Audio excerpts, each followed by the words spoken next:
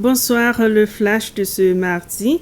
Le président Wilfred Ramkalawan a procédé à la promulgation du 10e amendement de la Constitution des Seychelles, ce qui va autoriser le personnel militaire à venir en appui à la police sans avoir recours à l'état d'urgence. C'était lors d'une cérémonie qui s'est tenue cet après-midi à la State House que le président Ramkalawan a signé le 10e amendement de la Constitution concernant les pouvoirs des forces de défense. L'amendement permettra aux gardes-côtes de fournir de l'aide dans une large diversité d'activités, comme la recherche et les secours, les patrouilles en mer, aussi bien que les opérations contre le trafic humain et de drogue. Le procureur général Frank Ali a déclaré que cet amendement favorisera également l'application de la loi sur les îles éloignées où il n'y a presque pas de présence policière. Pour commémorer la journée mondiale des donneurs de sang aujourd'hui, pour la première fois, le président Wilfred Ramkalawan a honoré ceux qui donnent régulièrement du sang. Ils ont 36 en tout, 20 d'entre eux ont reçu une médaille de bronze, 12 une médaille d'argent et 4 une médaille d'or.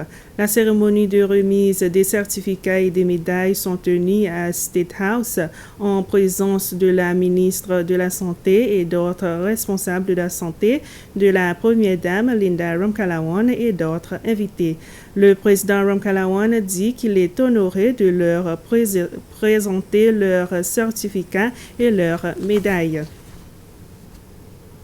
Aujourd'hui, à la Cour suprême, le juge en chef Ronnie Govindan a ordonné que les deux accusés dans la mort de Charlettine Ernesta soient renvoyés pendant 14 jours supplémentaires, donnant à l'accusation le temps de soumettre tous les documents de l'affaire à la défense.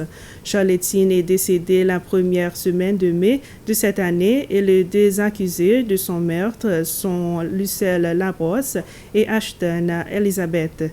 Une autre affaire entendue par le juge en chef est celle de Martin Aglaé contre LDS, la commission électorale et l'ancien juge Karunakaran, où Martin a accusé les autres partis d'avoir violé le droit de son parti, l'Union Changement, de participer à l'élection de l'Assemblée nationale de 2016.